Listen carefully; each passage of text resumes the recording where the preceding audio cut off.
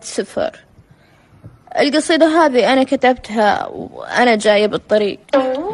شنطة صفر لونها زرقاء، حطيت علبة مكياجي وعطري،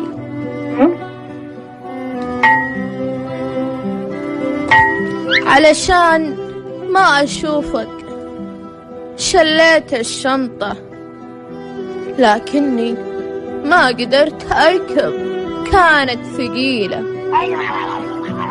لكن القدر وزحمة الشوارع هي السبب، ولو دورت بيت بيت، زنقة زنقة، حارة حارة، وفي السحارة ما راح تلاقيني.